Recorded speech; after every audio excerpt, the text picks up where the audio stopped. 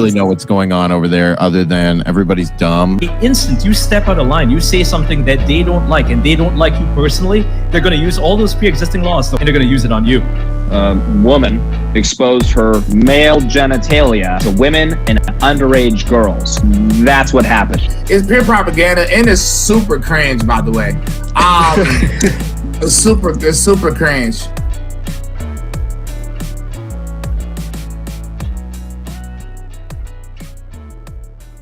Are live. It's 2022. It might even be 2023. James Klug, who actually made it into the intro.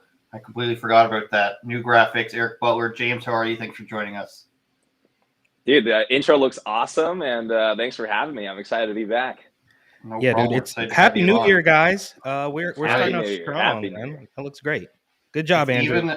It's even a new year in Canada, believe it or not. We have the same, we have similar calendars, except for Thanksgiving. I don't know if anything else is different other than that. Oh, wait, Boxing Veterans Day. I know you guys like Boxing Day. That's Where did they even made fun of that in South Park. I saw a clip from their new COVID thing where they made fun of Ike, the little brother who's Canadian. He was coming down for Boxing Day, or coming from Boxing Day. The first thing off the top, I guess we can talk about is Marjorie Taylor Greene. You guys probably know more than me why she was banned from Twitter, which happened, I guess, today. We can go ahead and show, what is it, New York Post here, I guess we can show as our trusted source here. Let's pull that up. There we go. I do like the Post, by the way. They're not too bad. They're not the worst. They're not the worst. No, they do a pretty good job.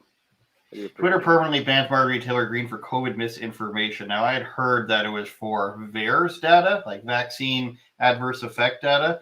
Permanently booted Rep. Marjorie Taylor Greene from the social media platform Sunday.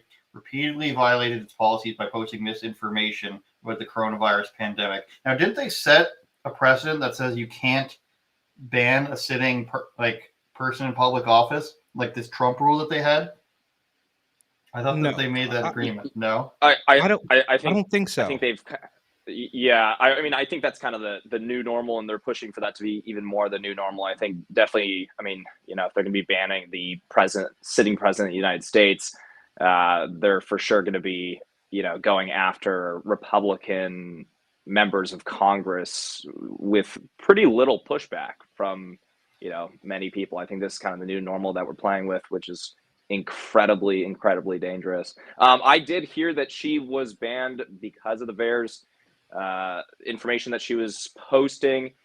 I don't believe that was today. Now, I've been kind of on, Christmas vacation. I'm not even technically back, but obviously love being on with you guys. So I'm actually, myself, I'm still playing a little bit of catch up, but that's the information that I received. I don't really think, I like to ask, and I think good on us for wanting to ask, oh, well, what did she post, right? And we should ask that question, of course, but the truth is, I don't think anymore that there needs to be a reason. If they don't like you, they're going to get rid of you. And we all know, they're going to be starting with maybe some more of the more far right individuals, not like bad far right, but just more far right individuals. They'll be starting with them, like they started with Alex Jones and deplatforming all these other people. Those are the people that they'll be going after first because they'll get very little pushback on it. They don't necessarily need that much of a reason. Oh, they were, she was allegedly posting misinformation.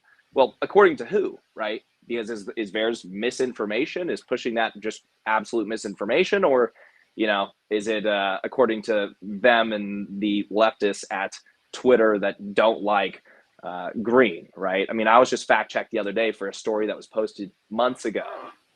Obviously, those last on Instagram, those last for like 24 hours. I was fact-checked, and it gave me a strike on my account for literally an Instagram story. And it was a meme. They fact checked a meme, and it hit my account for that. So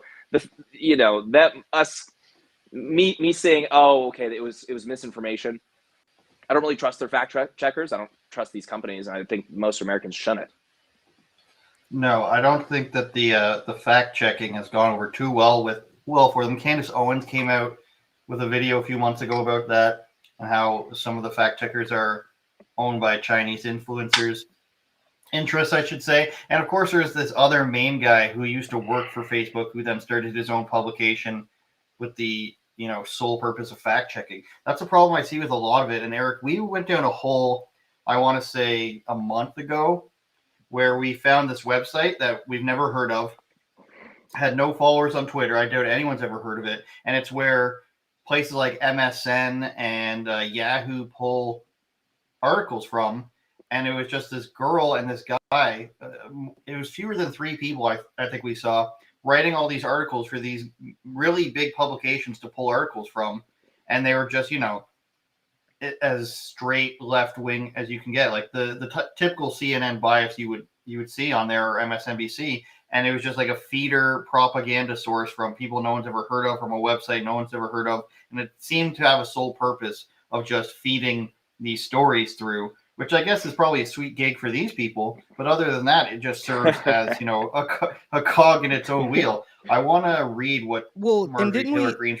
Go ahead. It wasn't long ago, right, that they came out and said, oh, well, the fact checkers are actually opinion. What was that, a month ago? That was around Thanksgiving, that maybe was a little bit later. Weeks ago, I feel like. Yeah, that wasn't even that long ago.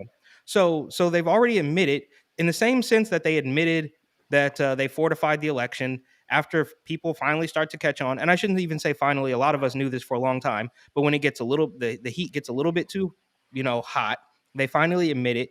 And I want to talk about something really quick about what James said when you mentioned the word far right. We've all, even for common sense guys like us, we've even been conditioned to the point where the term far right is like a bad thing when it's really not. I mean, look at Bryson, right? Bryson is I think maybe it might be like almost as far right as you can get, but we've been trained, everybody as a whole almost, to believe that term is just really bad. And they've done it with other things. I mean, you guys know about the euphemisms, even one of the most notorious ones that's been around for decades, pro-choice, right? I mean, they make it sound like it's really good, and now it's voting rights. So obviously the truth is up for grabs. And if the guys at Twitter, and this is the last thing I'll say about this, is it's very similar to how we saw when they got rid of Andrew Cuomo. And I couldn't stand Andrew Cuomo. I credited him with actually ruining my life at a point. But we knew that when he was gone, they were only going to find somebody who was worse. And that's exactly what it feels like at Twitter. Now, I'm not big on Twitter. I don't even know really how it works. But everybody hated Jack Dorsey. But then when he was gone, you realize that he actually wasn't that bad. And it's very similar to how we see Cuomo and Hochul and even de Blasio and Eric Adams. I mean, he's now, we'll get to that later, but he's jumping out the window already on day 2. So we've got a mess.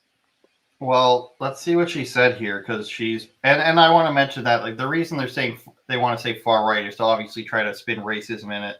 They did that with alt-right, and then everybody was like, well, none of us identify as alt-right.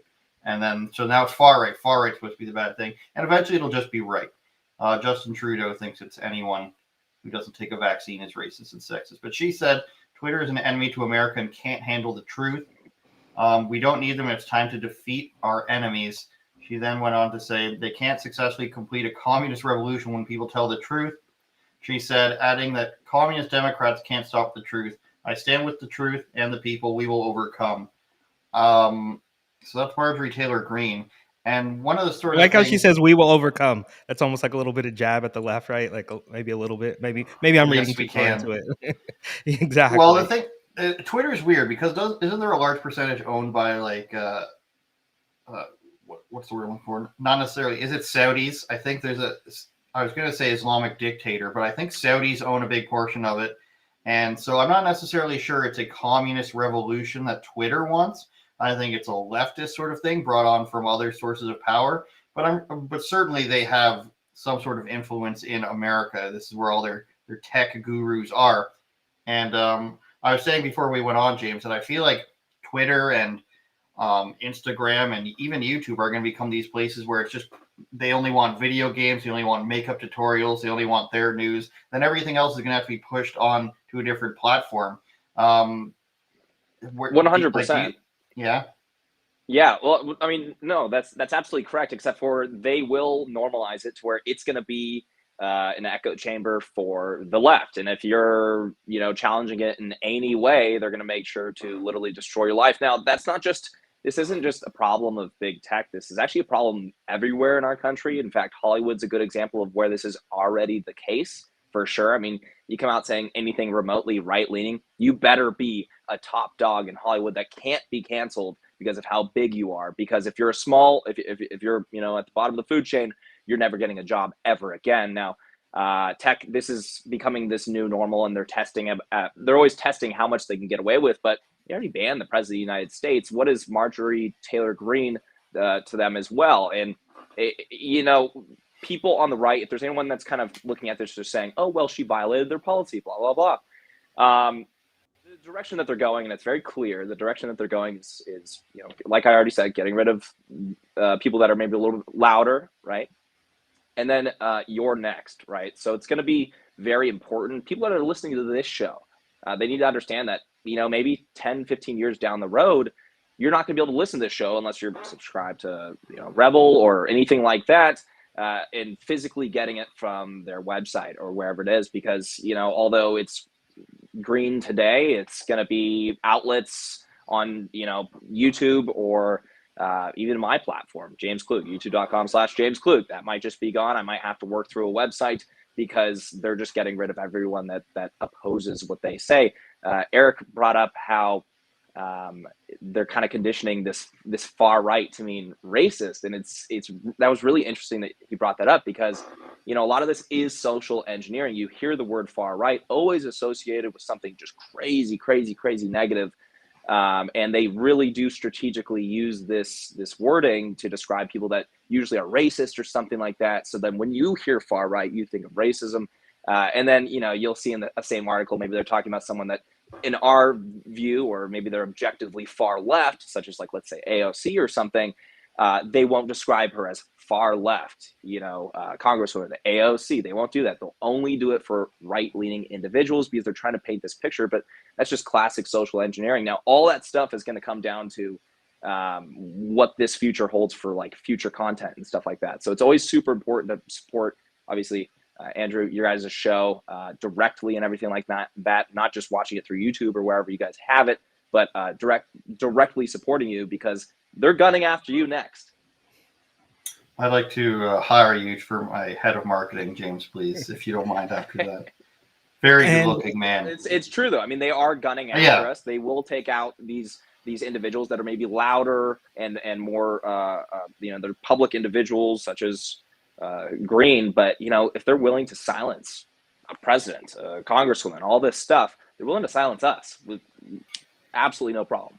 And I would go as far as to say, actually, what? Sorry. I said, luckily I live in a country whose government is very inept. I'm not sure they're capable of going after people. Like, they're capable of physically going after people. That pastor in Calgary just got arrested again last night, for the 5 millionth time. But as far as their, like, actual ability to come out, I don't, like, there's very little layer between me and Justin Trudeau. There's, like, me, then his staff, and then you're at the top of the country. Canada is a very small place in terms of that. Like, it's weird though. We go ahead.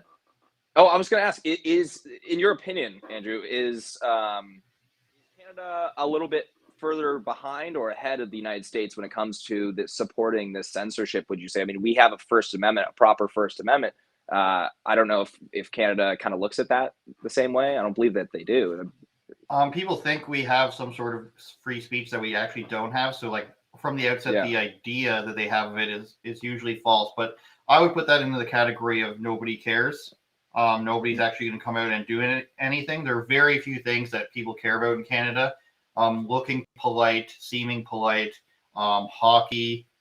There's honestly not much else you can get. People just want to be left alone. But with that comes not doing anything as well, though. So, like, would people not like the censorship? Probably like 75% of people would say no, it's bad. How many people would actually be vocal or do anything about it? Less than 5%. I mean, the compliance level here is out of this world. And I was talking to my friend about this last night.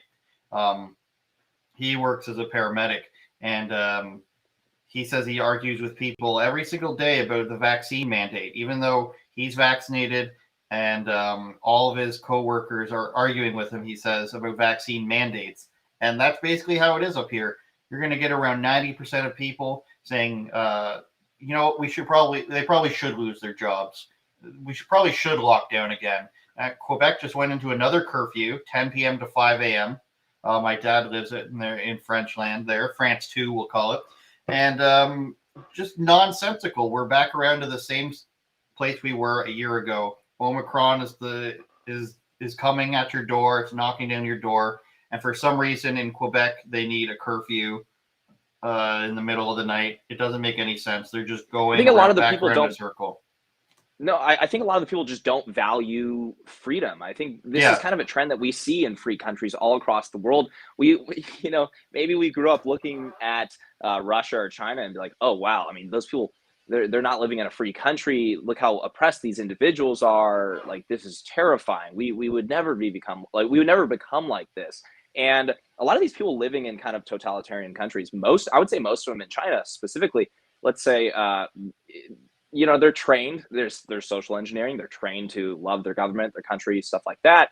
And maybe they don't know how oppressed they are. But even people in free countries, you kind of look how free countries are, and folks in free countries, they are fighting tooth and nail to get rid of freedoms, get let's say free speech, let's say gun rights, all this stuff.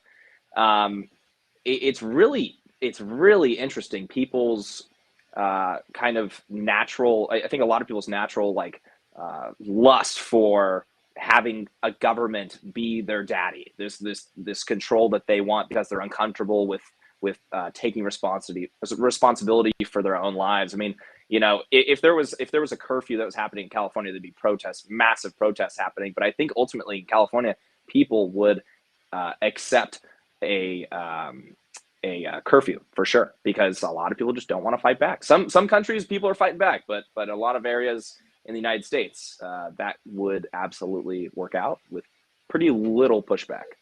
Well, it's almost like the grass is always greener on the other side, right? Like, you can look at these other nations and say, well, look at them. How did they get that bad? Like, you know what I mean? So we're here fighting, or not us, but some people here are fighting for more mandates and wanting to force people into their way of thinking, while we can look at the other side and say, you see what I'm saying? It's like, it's always backwards. It seems like we have what other nations want, and other nations have what some people think they want. Of course, they don't really want it. But I wanted to say one more thing about Marjorie Taylor Greene really quick, is that I think they actually, to your point, James, it's going to be hard. They're going to go they're more insane with the censorship, because I think they might have had this inkling that maybe when they got rid of Donald Trump, that they were sort of cutting the head off the snake, and everything should have just quieted down. Like, see, we got your leader, now everybody shut up. And then it didn't happen. So now they're even more angry than they were the first time. And we all know that the anniversary of J6 is coming up, and we're going to hear about that nonstop for at least 2 weeks, right? I mean, they're gonna start talking about at least 1 year. You mean? Yeah, it's gonna be insane. And by next January 6th, by January 6th, 2023, the whole story is going to be completely diluted, as if it already isn't. I mean, I don't think anybody really knows exactly what happened, and that's how they want it to be. But as the years go on, it's only going to get more and more diluted. It's like that story. Remember Brian Scalabrine? Maybe this is a little bit off topic, but he said that he won a championship with the Boston Celtics in 2004 or whatever it was. But by 2025, he was going to be the MVP of that game, and his kids were going to think he scored 50 points. And that's how it's going to be. It's going to be this completely diluted story. And we know that they've changed history. Who knows what's really accurate anymore? But that's exactly what they're going to do. And they're very angry with the people who haven't shut up after Trump got kicked off, and after, I mean, you name it, Alex Jones. I mean, remember Milo, all these people that they got rid of, and it just keeps going. Mm-hmm. So they're going to keep getting angrier, and it's going to take less and less and less for you to be booted off Twitter. You can just say that, well, I don't even want to say it, because then we'll get kicked off all the platforms, but you can't say the word Bruce, and you can't say the word HQC, and there's all these little things that they're just going to say that is misinformation, that is hate speech. You got to get rid of it, and it's going to get tinier and tinier until Andrew, like you said, it will only be knitting tutorials and cat videos, which I guess is kind of what they wanted right at the beginning. The cat videos and stuff were funny, and then I can pinpoint the moment we lost it. That was 2 Girls 1 Cup, but that's a different story. And I'll move on. That's what I think. The marker of a societal downfall right there. Exactly. 2 girls, 1 cup. I think Yeah. it's very important to have something concrete like in a constitution to argue from a point of. In Canada, we don't have that. It's like we're trying to we have to convince our government why we deserve our freedoms. Because at this point, it's been 2 years of them saying just a little while longer, just hold out a little bit more. And we don't have something to say, no, this is what we're going off of, and this is what you need to adhere to. We don't have a concrete constitution. It says right at the top that it's subject to an emergency order, which is a terrible problem, especially when they do it on the provincial level, the state level, where they say we can pull you over and arrest you for anything during an emergency order. So they tried out this order, they all vote for it, and then you can't do anything. So for a year and a half, they've had this thing where they can pull you over for any reason. They can detain you for any reason, basically for the safety of COVID. Now, whether it's coming from a religious standpoint, I'm not religious, but you could argue that, Christian values are very much in line with a free society. Of course, all religions come with problems. And if you're going to have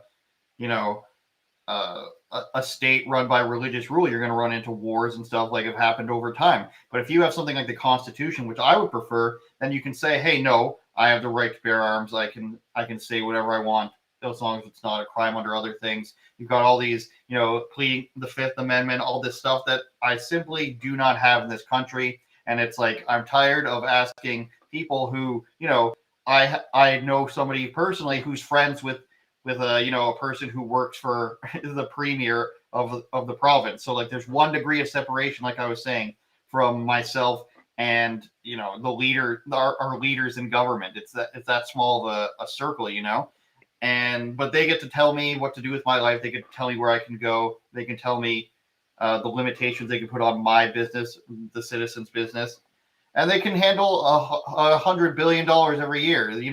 There's this guy who works for the Federal Conservative Party, who keeps Rebel News reporters out of press conferences, out of events. He's just some nerdy guy. I think Sheila Gunn Reid called him King of the Nerds or something like that, because he's a really scrawny, nasally guy, and he's just he's his own personal dictator. So no, you can come in. I'm the communications director. You can come in. All this, and then once you enter that room, all of a sudden you're surrounded by people who are deciding how $10 billion are spent each year for the rest of the province. So it's a really crazy situation, and I'm pretty sick of having people, who aren't smarter than me. They're not smarter than you guys. They're not smarter than a lot of people running the country and telling me what freedoms I should and shouldn't have. And the places to go are, what are we down to? Arizona, Texas, Florida, Tennessee. If you're boring like Eric, you can survive in South Dakota. Stuff like that. And that's it. And that's what we have to consider now, I guess. I miss South Dakota. I think let's see. I wanted to touch on a couple of those things. I think definitely. I come from a Christian family. A lot of my friends aren't religious, but I would consider myself to be a Christian. I don't really use my platform so much for kind of religious talk and stuff like that. But I will acknowledge something. I do think that it's harder to take away a society's, United States, let's say, God-given rights than just government rights. So the more secular I think our nation gets, the more people don't care about these God-given rights. They don't care. They don't really value these freedoms as much as they once did. I do agree with Andrew, your point. Yeah, of course, all religions have their faults and stuff, but when it comes to the benefits of religious communities, they tend to take care of each other better, the charitable giving, stuff like that. The more secular our country gets, the more selfish we get, because the highest power in our life is ourself. Now, I might get crapped on from maybe atheists or agnostics for saying that, and there's a lot of amazing atheists and agnostics that I know personally in my life, of course. However, I think as a whole, on a communal level, religions are very, very, very important. I did want to say also, for the Constitution, all day I'll take having a Constitution, the United States Constitution, over no Constitution, right? But I do think that these laws and these rights are only effective for as long as people value them. Let's talk about the First Amendment or Second Amendment right to bear arms. as long as our culture values these things, values your right to self-preservation and your right to own a gun to defend your family or property, and in the case of government completely, interfering in your life and trying to take over your life in every respect, you have the ability to resist them, not just domestic but foreign enemies as well. As long as the culture values those things, the Constitution will stand. But what they're trying to do in the United States big time is trying to absolutely change that when it comes to not really valuing free speech, right? That's why they talk about hate speech. Maybe hate speech doesn't exist in the United States. That's not a thing. Hate speech is free speech. You can decide to be a complete jerk, but you still have that free speech to be a complete jerk. And I think a lot of what they've done in the United States is trying to get away from valuing those rights so they can change that. And that's what we're going to see. I mean, that's what we're seeing right now with tech censorship and stuff like that. A lot of old-time Republicans or conservatives are like, oh, well, just go start your own Facebook. I'm sure you guys could agree that's a really stupid thing to say, because they're literally, I mean, these big tech is that flow of information that is the media now. And so Democrats have seen this, and they use this as that kind of political arm because it's very beneficial. They've also basically taken over all these industries to where all the folks at the top are Democrats or leftists or whatever they may be. But anyways, yeah, no, it's I think when it comes down to it, ultimately, we probably need to do some sort of reform to Section 230, which was designed initially to protect social media companies from, let's say, being sued for like having porn on their website or something like that. And now, instead of actually being platforms, they've really become more of publishers, because they're giving you the approved opinions. Anything that's not approved is going to be banned, like we saw with Marjorie Taylor Greene. And yeah, I think, Eric, you want to say something? No, go ahead. I was going to say, I just think that they should have to just follow the law of the land of the United States. If they're going to be companies operating, they shouldn't have this protection any longer. They clearly abused it. And I think they should just have to follow the law. You can't harass people. You can't threaten people. You can't incite violence against somebody. You can't, traffic human beings. You can't do all these sorts of things that are against the law. And I really get disappointed, because it seems like just as often as the World Economic Forum asks people to eat the bugs, usually Ted Cruz every 6 months says, let's abolish Section 230 or change it. And he doesn't really accomplish that either. As much as I like Ted Cruz for other things, he has promised that many times, or tried to push it through many times, and has not been successful. Trump didn't do it. So many people haven't done it. I think Texas was the closest to do it. Did they not do something? And then they still banned Gab, or they labeled Gab as something, and people didn't like that. Didn't Florida try to do something also? I think Desantis tried to pull something off as well. I don't really know if it went through, or if it was accomplished.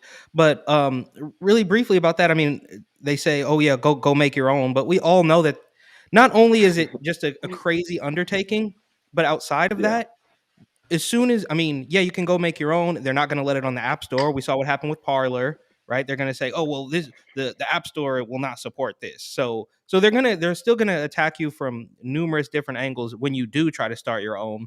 And really briefly, to take it back a little bit, as far as the, I guess, religious aspect, I didn't realize this until I got much older, but you realize, I know now that as a kid growing up in San Francisco, in the the Bay Area, they really were, from a very young age, trying to eliminate any religious aspect. I mean, I can remember like people getting laughed out of the room for saying they believed in God and stuff. So they've been trying to get rid of this that religious aspect for a long time, because I mean, long story short, if you don't believe in God, then you will believe that, in my case, Nancy Pelosi or Gavin Newsom or whatever was basically your God, and there's nobody else you can look to.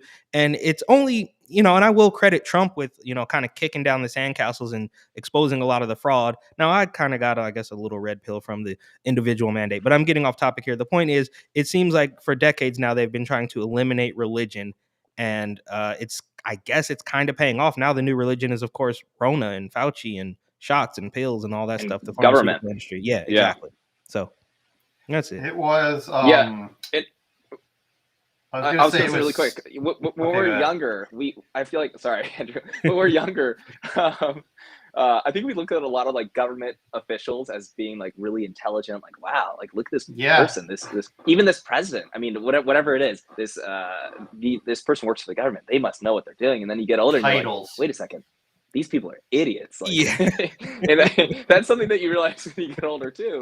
Is these people might know how to do things less than me, or they definitely do. Like, I'm a dyslexic guy that didn't go to college, but I look at some of these people that are the most highly educated individuals in the land, that are, the most powerful individuals in government. I'm looking at them like, you're an idiot. You've never been in the private sector at all. You've just been doing this your whole life, and you know how to tell people what to do. Like, these people get drunk with power, and truth is, a lot of them are like pretty moronic when it comes to knowing how things actually work, or just even common sense. I mean, I think when you get drunk with power, you kind of just you I don't know what you just go after what gives you more power and not what makes sense for the people, I guess. Absolutely. Anyways, that's all I want to say. Well, I think before you get outside of like the real leftist Hollywood pop culture centric bubble, the person on CNN that's called an expert in this, and you're just like, oh, why would I question that? The person's an expert in their field. Same thing with coronavirus. And I always think back to when Trump said something about Sweden, and he's saying things are looking bad there. I think it was related to like the Malmo, like firebomb attacks from Islamic groups there. Okay. And then Sweden's official statement was, we have no idea what he's talking about. And John Oliver put this on. He's like, Trump says this, and then Sweden says, we have no idea what he's talking about, as if like there's no bias in the Swedish politician's opinion or anything like that. It's just like you accept whatever they present to you as being an official opinion on something, and there's no debate on it because you can't. These people are smarter than me. And I said to my friend when I was arguing with him last night, and it's like, do you really think these people are smarter than you? And these are like these people instituting these lockdowns. Like, I know you don't, but yet you're willing to like argue. You're willing to give credence to their side on things. We were specifically talking about our gun ban list in Canada, which is hilarious. They obviously can't ban things based on the mechanics of guns because that wouldn't make any sense. So we literally just have a long list of guns that are banned. It's the ones they find most scary. And a lot of people, and they added to it like 2 years ago, or less than 2 years ago at this point. And they do it every time they win an election. They're like, we're going to curb gun violence, even though there's barely any in Canada. There's also no such thing as gun violence. That's another one of those euphemisms. I'm sorry, that one triggers me to the max. There's no gun violence. Did the gun get up and start robbing people on the subway platform? No, it's insane. Sorry, gun violence, bro. And that's the one that they've been using for so long, and it's slid in and it's got into our vernacular as well, and it's complete and total nonsense.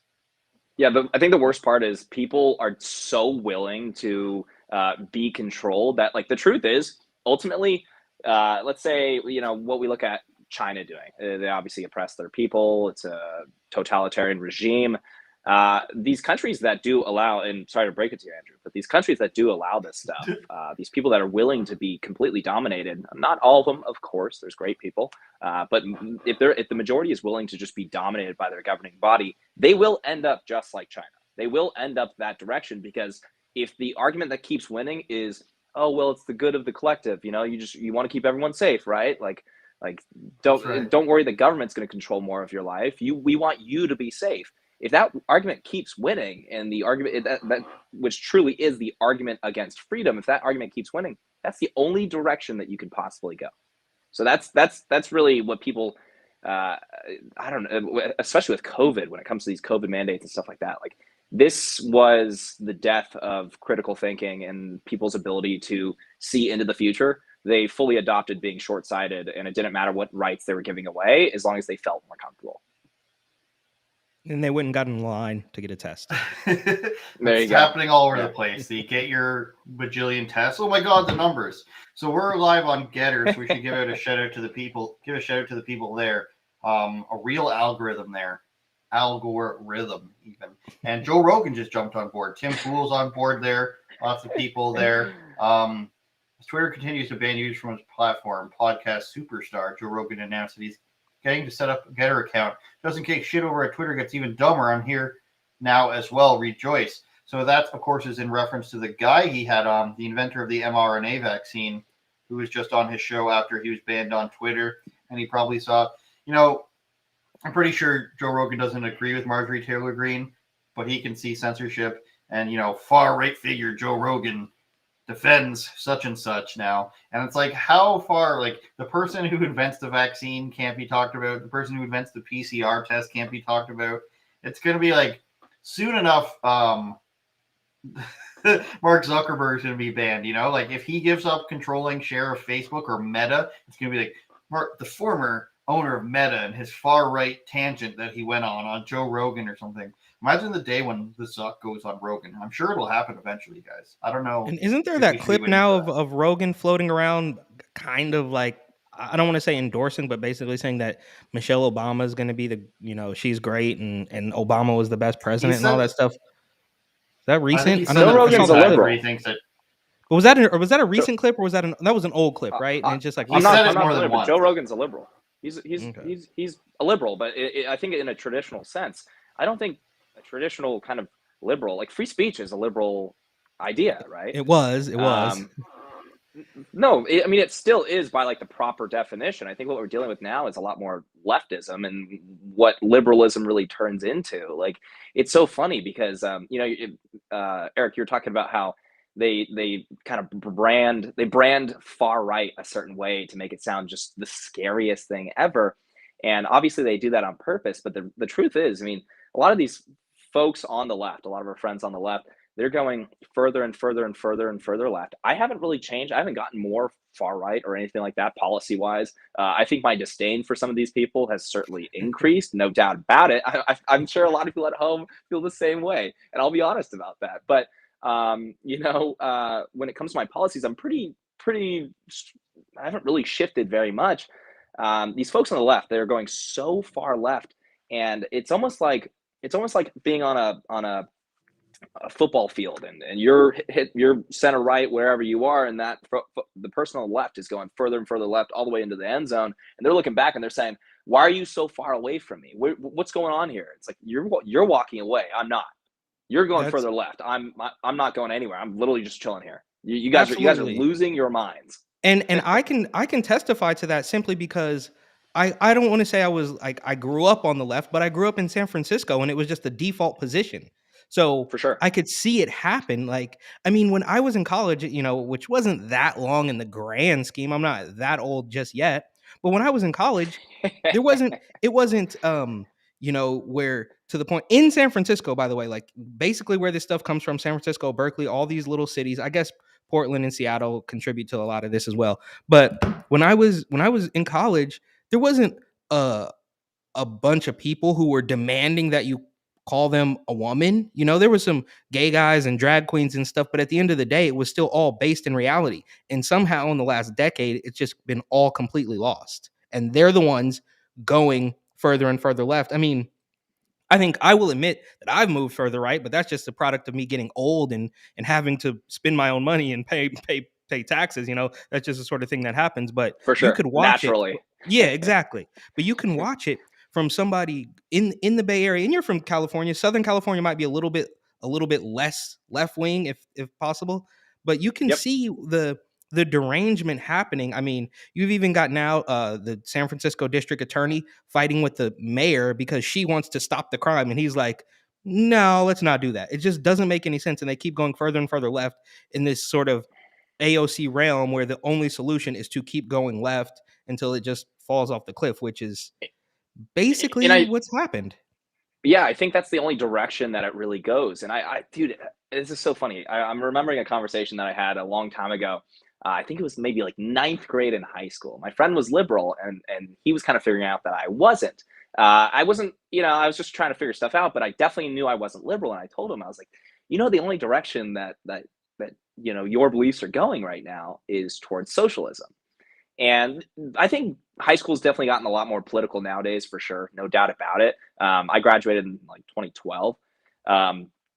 But I had this conversation. He got so mad at me. He's like, absolutely not. Socialism's evil, all this stuff. It's not going that direction. And I was kind of looking at him like, well, yeah, of course it's going that direction. What are you talking about? Like, it's obvious once you see it. Like, politicians, they're not going to ask for less. They're going to ask for more and more and more.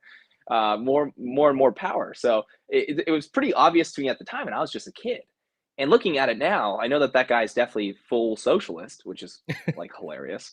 But it's exactly what I had predicted when I was young, and this is kind of just the natural progression of leftism. And I think back to our point talking about Joe Rogan and stuff, it's not that Joe Rogan is this like hardcore right-wing guy. I know he's upsetting his left-wing base big time with all of this stuff, but he's remained consistent, let's say at the very least, when it comes to traditional liberal values, preserving, like valuing freedom over,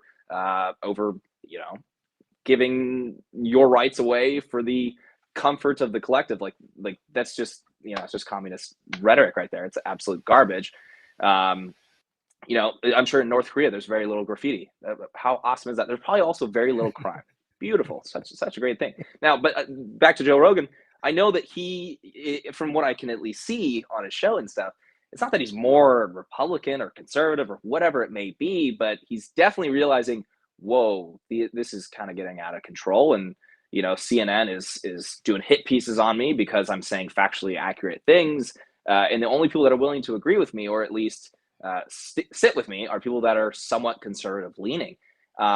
He's going to find that more and more problematic the more he starts to wake up, for sure. No doubt about that. But yeah, I don't think he's like really shifted too much. I think that the left, back to my original point, has just gone off the rails, just way too far.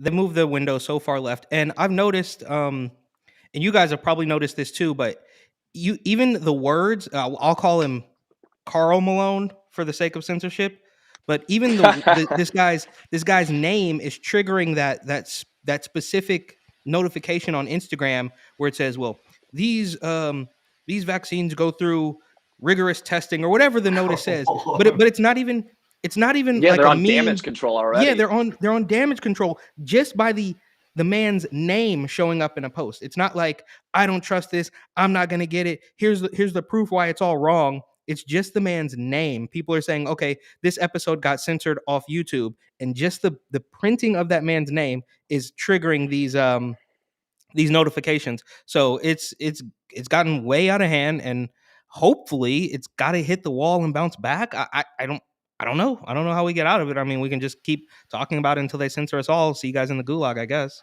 Yeah, they probably made that episode 10 times as popular as it even should have been. I'm sure it deserved, a lot of views and very interesting conversation. I actually didn't watch it yet. Like I said, I was kind of on vacation a little bit, but I think a good rule of thumb is just, if something is being banned from YouTube, Twitter, whatever it is, any content, go out there and watch it. Honestly, go out there and watch it, because you might find that the person is just absolutely nuts or something like that. Maybe it's just a waste of your time. Great. But you might also find that the system doesn't want you to be exposed to certain information, and you might actually learn something. So absolutely go out and watch that stuff. I think that's probably a new rule I've made for myself. So I'll be sticking to that.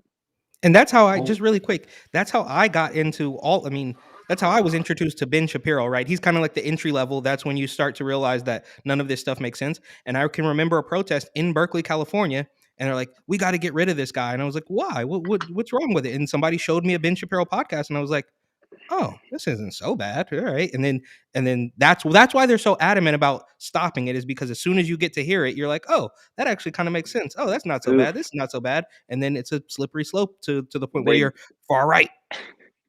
One of the very first exposed to good ideas. Yeah. One of the very first YouTube videos to get the whole you can't like, you can't share, you can't comment. One of the first restricted treatments was actually a video called like the Jewish question, but it was debunking like neo-Nazi theories. It presented their arguments and then took them apart and showed why Holocaust deniers were wrong in this video. But nobody, like the censors didn't care. It was just literally the title. They had to censor it. And that's an example of like, you don't know what it actually is that they're censoring. So you need to go watch it. They ended up deleting this guy's channel because he was doing a lot of the, he was digging into child trafficking. And so they obviously got him out of there pretty quickly. But that just goes to show you, like proving your point. Like, they thought it was so bad that it was worth, censoring. In reality, it was actually quite reasonable, and people were just so afraid of something of that nature that they had to ban it immediately. Again, and so somebody doesn't cut this up, it was actually something debunking Holocaust deniers in the video. Yeah, Eric, we gotta be careful here. George Soros is watching. Funny story. I just remembered George Soros. Okay, so there's this thing right now. It was on Fox. It was on Tucker. And what's happening with Rebel News is one of the banks denied a bank loan to us. I don't know how much I'm supposed to say, but denied a bank loan to us for a mortgage, and based up for political reasons. Yep. And I'm going through one of the comments, and they're like, "Can you really trust Rebel News?" And their link to debunk us was a premium paywall show that was talking about George Soros. And somebody was like, "How does that have to do with any of this story? Like, what does that disprove?" And the guy's like, "Just shows that they're crazy." And the next story he links to prove that we're crazy is a Media Matters link. So on one hand, us attacking us. So on one hand, us doing a show about George Soros attacking people is a lie, but also a link from George Soros's website attacking us is somehow also evidence. And like, this is the sort of stuff that people get into without actually reading it, and you just got to actually read the stuff before you make a huge judgment call on this. It's so funny. You don't even need to be like right leaning to kind of hear that story and just be like, okay, that's objectively a bad argument. Like what are you doing? You know, it's so funny because it's like, you know, whenever I look at this stuff, I like to think, if I were to be just totally neutral and looking at this, are they creating a good argument or a bad argument? And they could be creating a good argument against you. That can happen. Left wingers can do that stuff. However, something like that is just anyone being honest with themselves, or anybody is going to look at that and say, okay, that's a load of crap, right? And that's why when it comes to these fact checkers and stuff like that, let's say social media and whatnot, you know, these are like left, like pretty far leaning, left leaning groups that are fact checking, and primarily, if I had to guess, being used against right wingers, or at least from what we can see, as you know, right wingers are under attack on social media, which is pretty obvious. But it kind of just brings me back to my other point. You know, the word fact checker, it was fact checked. That has so much weight behind it. A lot of people turn off critical thinking when they hear it was fact checked. It doesn't matter that it was fact checked from some far left group, or that they fact checked something completely absurd, like that meme that I brought up on my Instagram.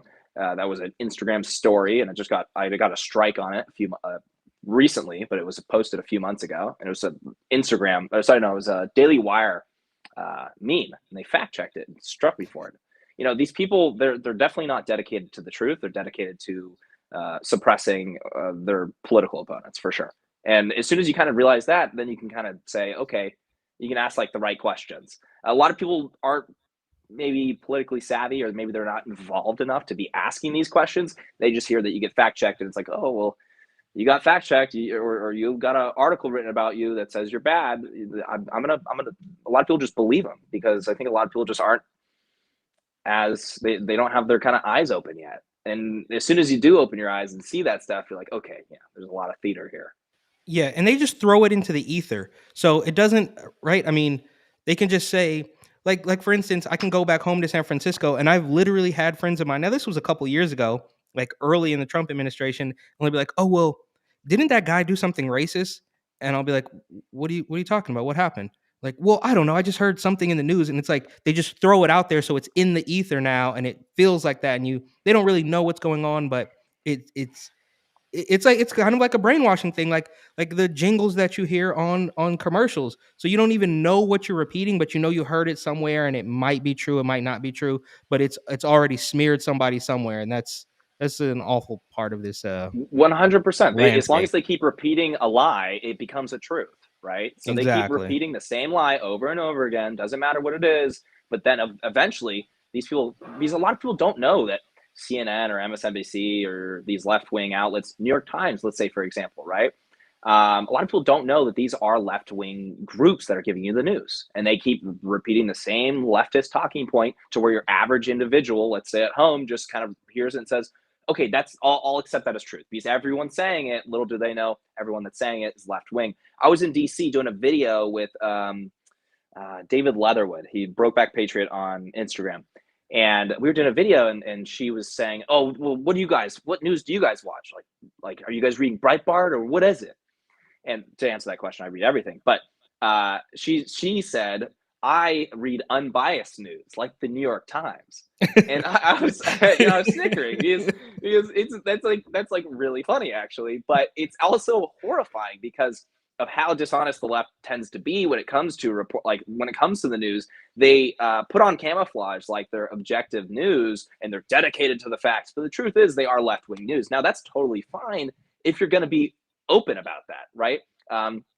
Rebel, I'm sure, is pretty open about being conservative news, correct?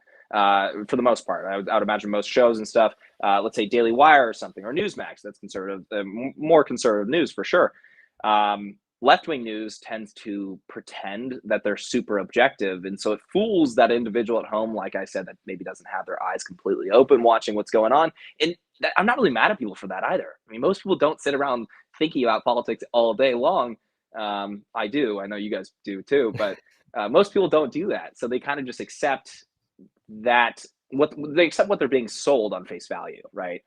But yeah, I mean, I wanted to give that story just because they are very good at pretending that they're objective news, for sure.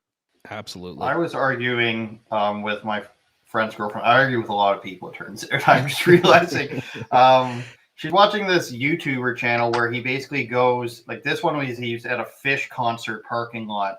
And look how crazy and kooky all these people are. It's very like early YouTube political, where you just like go to this thing, find 5 stupid people and be like, this represents everybody.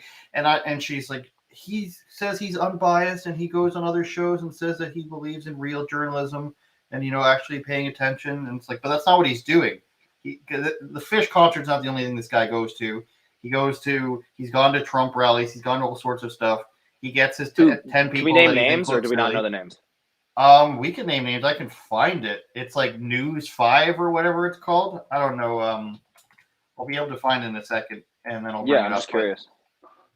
News 5, I want to say, something like that. But he's a YouTuber. It's a guy who like he purposely dresses like silly, sort of, and like he's from like the 90s, and he just interviews people. And it's obvious that the idea here is get 10 people to look silly, and then you can say how silly all these people are, and you get views.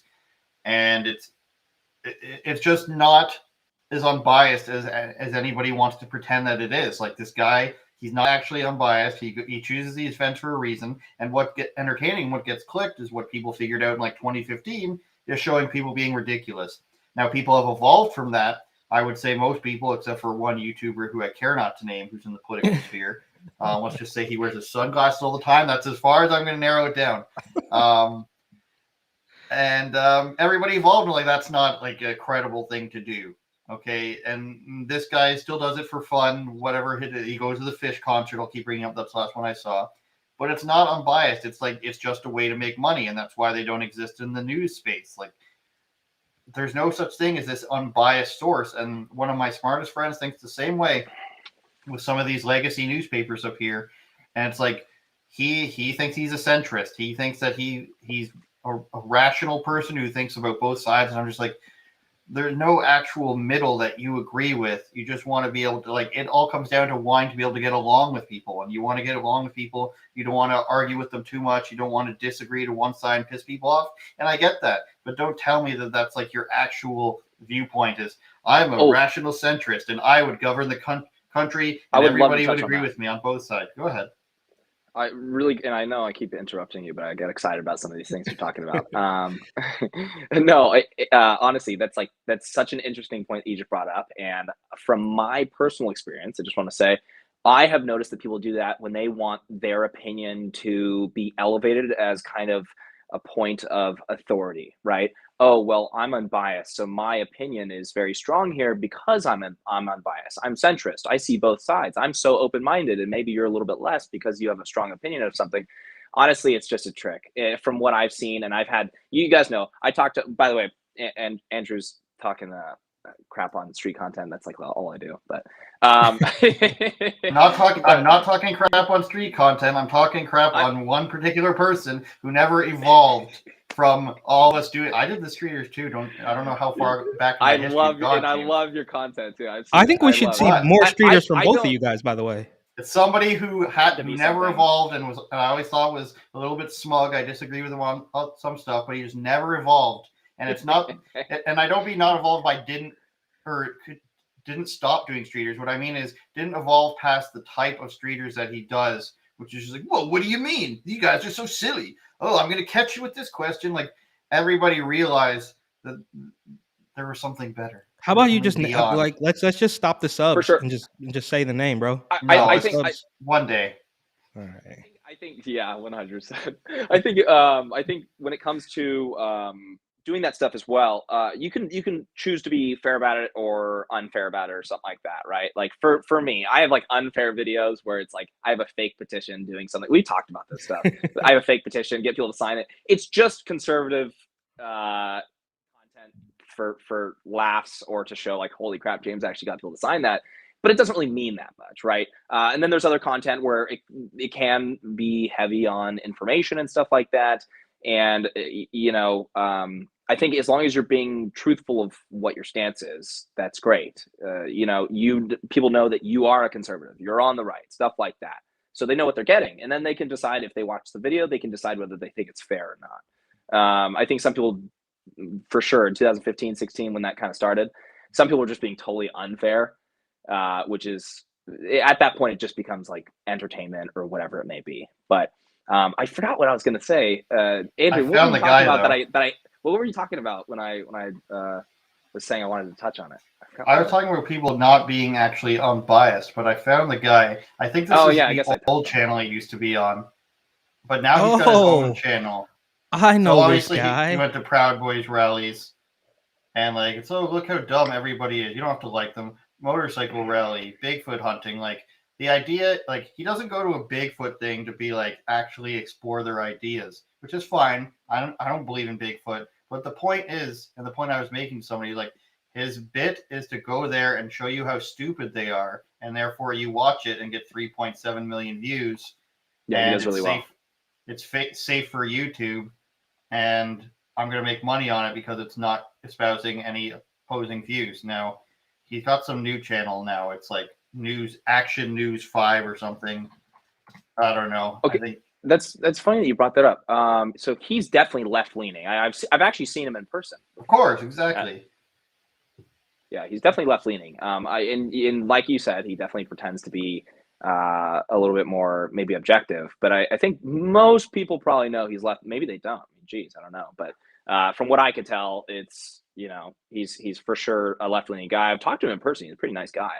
But I think the right's it's so funny. The right is so much more accepting of like people at these events to where I saw him with Proud Boys and stuff like that. And everyone was just he even had some fans in the group because they thought some of his videos were really funny. Truth is, he was there to make them look as bad as possible in his video.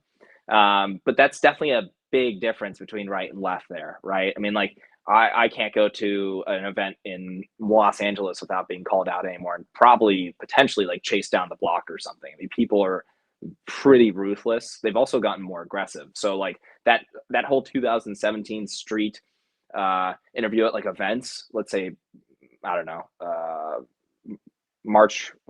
Women's March, something like that. You get called out and people, they're a lot more aggressive with how they handle you now. Definitely at a right-leaning event though, like he's way more welcome than I would ever be welcome at a left-leaning rally nowadays.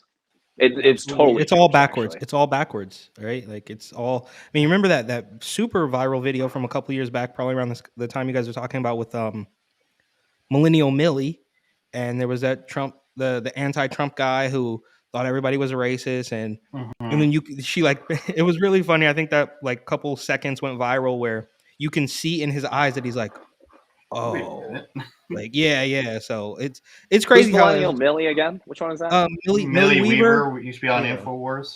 And then she had like some drama with Alex Jones. I don't even know anything about that. But there's that clip where she takes the black guy to the Trump rally. It was a Trump rally. And she goes into the Trump line. And they're like, yeah, come on, brother, like have a beer or whatever. You know, I guess I can admit maybe it was a little bit rednecky and that's why they were scared of him or something. But then she takes him to the other side of the I street. believe it. Honestly, I believe that. I really do. And you see in his eyes, you can pinpoint the moment where he's like, "Oh, like I've been tricked. Like I have been tricked." So it happens. Yeah. I remember this video for sure. I mean, maybe there could have been some editing there, but just from, I guess I'll speak on my personal experience here. From being at so many events and stuff like that, like that's usually how that would go, right? I mean, they're going to be, hey, that's awesome. Come on over here, check it out. Like, we want more people. We know that we're the class that's just being dominated by every establishment in the United States. So we want more people. I think the left has definitely gone a different direction with that for sure. There we go. 2019. Oh, I thought it was older than that, but whatever. Yeah, that's a classic. We don't have to play it. I think we'll all remember it. You know. How many views does that video have? This version only has 20,000, but it's a re-upload by some guy, so it has millions. Oh, it had millions at the time. Yeah, it was a good video.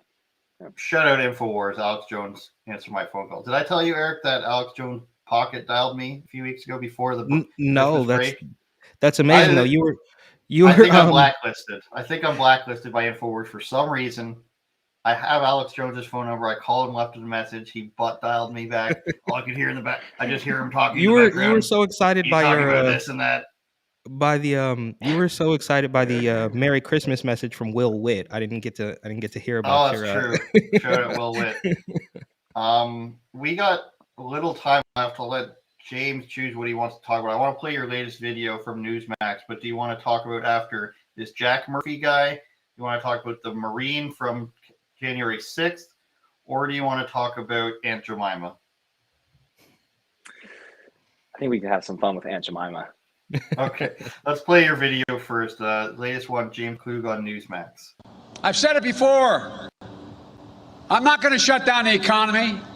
I'm not going to shut down the country, but I'm going to shut down the virus. I think he's delivered on that promise. No. Absolutely not. Bring back Trump. What's going on, everyone? James Klug here. Joe Biden promised to shut down COVID in 2020. So today we're in Los Angeles, California, and we're going to see if people believe that he's delivering on that promise. Do you think he's delivered on that promise? No. No, I don't think so. Absolutely not. Bring back Trump. I'm thinking he's doing the best that he can do because there's a lot of people getting in his way that are trying to resist the vaccine. He's working on it because, the COVID is very complex. Now we have variants of that. So he's trying the best he can for our country. We just restricted travel from South Africa as well as 7 other countries. A lot of people brought up the southern border. We've set a record on illegal crossings. Is that problematic when we're trying to prevent travel by air but not by land? That's a question. Yeah, I don't know. It has to do with protecting our health and not bringing in this variant. Yeah. Now, as for the southern border, we have to control the immigration issue there, and I know the Biden administration is trying the best they can. Do you think that having an open border is problematic when it comes to that? Absolutely. Joe Biden, I hope, if you hear me, I hope you're still working on that. All right, everyone, that is it for today. Some definitely believe that Joe Biden is doing the best job he can, but many are not confident in his ability to keep his promises that he made in 2020. Reporting for Newsmax, I'm James Klug. Would you ever hear people say Trump's just doing the best he can? If it, I think can I just say really quick, I want to see more of the disinfectant. Just bring the disinfectant everywhere, and that is going to be the key to millions of views on every single one. That was hilarious. I might have to repost it today because I'm just thinking about it now. And those, I think was that video when you were doing the disinfectant, you were trying to convince people to get 3 masks. I mean, great stuff. Kudos on all of these. But I can't help but laugh to myself when I think about the you spraying down the clipboard for like 20 seconds at a time. Well, I don't know if people have seen that video, but that during that scene of the spraying the clipboard, I when I was doing it, I was hearing he's also with a group of like 4 guys, and I had my camera guy, and then I had 2 friends that were like across the way, and I could hear them. I could hear them snickering while I'm trying to like keep a straight face spraying this clipboard. Obviously that video is unrelated to this one, but by the way, I did want to. People are going to ask this right away. That was a triple mask petition. Basically, it was like a federal mandate, like a petition to support a federal mandate of triple masking. We do those ones, and those ones are just straight fun. But that one is brutal. It deserved more views on YouTube, I swear, man. But whenever COVID's being talked about, I think they kind of just take it out of the algorithm a bit. Oh, for sure. Yeah, that's kind of what I've noticed. Maybe I'm just making an excuse for my poor performing video. But here's the mask or the visor. Yeah, it's great. But for that video that you just showed, I know people are going to ask this, so I just want to say it. That was a segment on TV, so it was a short video, right? But out of the people that we talked to, surprisingly, or maybe not so surprisingly, people are definitely not standing up for Biden that often. I can go out and pursue finding people that are going to stand up for Biden. But that one I was just trying to grab like a quick pool because we were making a video for TV, right? So that's gonna be like 2 minutes long max. And we were shocked by how easy it was to find people that were just like, no, he's doing a crap job. And I think that maybe is an objective truth, right? Because you're average American, maybe they were pissed about COVID. They're seeing Biden, borders wide open. Nobody seems to have a plan. He said that he had a federal plan, but then he, later said, we all knew that he didn't. And then now he announces that there's no federal plan and it has to be done on a state level. Republicans have been saying that for a long time. But it's whenever I go out and do these Biden videos, man, like I know I'm ranting. And that's in Los Angeles. So we're not talking easy. about. That's what I'm saying. Los Angeles, it's so easy to find people criticizing. That's crazy. We've been lied to. That's it. The hard-hitting news story that I frantically messaged you guys from inside of Walmart was Aunt Jemima rebranding as the Pearl Milling Company. And I was like, maybe it's just their parent owner. They didn't go that far. But no, they've rebranded as the Pearl Milling Company. You see Aunt Jemima there. So now I have to boycott them. There's 3 other brands of maple syrup there, Canadian syrup. Eric's got a joke about that somewhere. But it's just like, correct me if I'm wrong, Eric. We've talked about this and I've shared my conspiracy that the actual plan here behind the scenes is let's get as many people, visible minorities off of things as we can by guising it as it's a racist thing.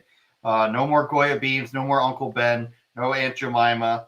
Am I insane for thinking that might be the actual reason behind it? Because it's literally hurting nobody. And Land O'Lakes, remember the butter too, the right, lady. Or so when you see Eric as a non-white man, when you go and see Uncle Ben and Aunt Jemima, does it offend you?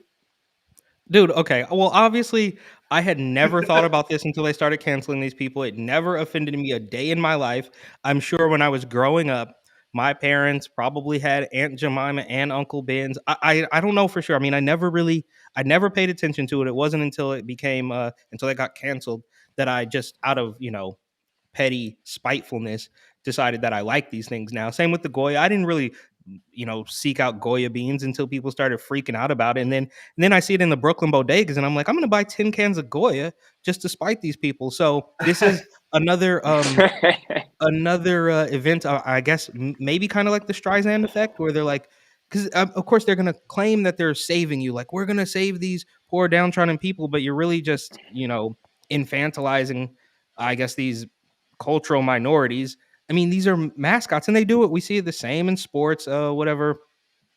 The Washington Redskins football or maybe team. The Blackhawks. Yeah, it's crazy. So it's just textbook Democrat, like 1984 doublespeak stuff. It's just textbook stuff. I mean, I want to just ignore it, but we can't go back now, right? The Land O'Lakes people are not going to say, you know what, we were wrong about that. We're going to put that little Indian lady back on the thing. All I can do is choose not to buy it and maybe buy another brand of butter. I don't really know what we do about this, man. We've come too far. I don't know how we work our way out of this, wet paper bag. I love the whole anti-racism movement. Oh, black lady on syrup, get her off of there. Racism is so over.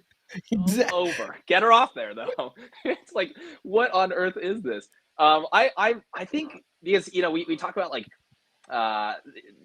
you mentioned, the Redskins, Aunt Jemima, these little things that you're like, what the hell is going on here? These aren't a big deal. Why is society pissed off about this? Society is not pissed off about this. In fact, angry white liberals are pissed off about this because I guarantee if you did a poll the black community, they'd be like, yeah, Aunt Jemima's a legend, bro. Like, put her back on. I know that there was definitely a poll about the Washington Redskins where they polled Native Americans and they had no problem with it. So this is a white liberal thing. And I think when society is generally pretty good, we're living in a pretty good time in history. I know there's a lot of problems that we have to combat, such as censorship and stuff like that, or just, radical leftists taking black women off of syrup. But I think they tend to, go after random things. They kind of create issues during good times. And, because there's we're not dealing with a civil rights movement or anything like that. I mean, we're really not dealing with anything that's like super, super, super major when it comes to those. And I know we're dealing with serious stuff, and obviously, but like, we're not dealing with like slavery anymore or anything like that. Any discrimination when it comes to that stuff, aside from maybe discrimination of folks on the right. I think they And the unvaxxed create these issues because they want to feel as though they're like white knighting something. Oh, and the unvaxxed, great point. Yeah. But they want to feel as though they're kind of like white knighting something. They want like some movement to fight against. That's why they push like issues like the lie of the pay gap for women, stuff like that. I mean, they like want to create more issues. I think it ultimately actually gives them power when it comes to creating these issues. But as for Aunt Jemima, I think that it's just a bunch of pissed off white liberals that think if they take this black lady off this syrup, racism is so over. So yeah, It's we some saved sort your of life. weird little power trip where it's like same as like swearing at somebody on a video game, then just logging out before they can say anything back. And can I just say, and this will probably get me canceled. I don't want to get the whole show canceled, but I will say that my time spent in South Dakota, you do kind of understand. I had never really thought about where the term redskin had come from, but you spend a year in South Dakota and you start to see, like this does come from a little nugget of truth. I'm just going to leave it there. In Canada, the Edmonton Eskimos, they did a poll to like it's the dumbest version of it. They did a poll: is this offensive to Eskimos, to what we call them, Inuits up here? And they 75% no, or over 70% said no. On top of that, when the team was created, it was created in partnership with the tribe closest to them. Every single year, the team goes and does charitable events on the tribe land. They have a close connection to the tribe that helped name the team. And still, in spite of all this, in spite of the poll, in spite of their close relationship with the tribe, they still changed the name to the Edmonton Elks. Nobody cares. It's Canadian football. It's the worst league in sport, in my opinion. All right, we've gone long here. Thanks, James Klug, for joining us. He's James Klug on everything, including YouTube. You can see him here, and all of his latest videos are also on Newsmax as well. Eric is on TatumReport.com and Report and Opine, his latest article about the Biden administration making $137 deal. Eric's fat. Oh, that is a typo. That's not me. That's a million. Good catch. What a major deal right there. Major deal. Good catch, Andrew. $137. Well, we'll just go ahead and scroll down then. 137 million with Millipore Sigma, division of Germans, Merck something and other, increased manufacturing capacity of limited component of rapid tests. Yeah, this giant. This is why I think Tim Pool said he linked this article and said it'll never go. COVID's never going to go away because now they're making a giant deal with somebody to make tests. Eric, I have a different issue. It's the fact that there's a person named River Nile. I want you to tell this person personally that I don't want their fake name on my news. Okay, the person's name is not River Nile, Eric. There's no way it's River Nile. I'll never accept that this is this real person's name. I'm not accepting that either. No, thank you. It's definitely not, and we'll save that for another episode. And we got to fix that typo. I'm gonna have to go back and fix that typo because it's definitely a million. And I want to watch. Did you say Tim Pool made a video about that? That sounds very interesting. No, he might have. He just tweeted that COVID will never end because of that. Yeah, you go digging through your own stuff. Hold up the book, Eric, before we go. Hold up the book. There it is. There it be. Thank you, James Klug. Thank you, Gettr, for hosting us. Joe Rogan's on there. Everybody get a Gettr account, or Eric's coming to find you. it up, Jordan.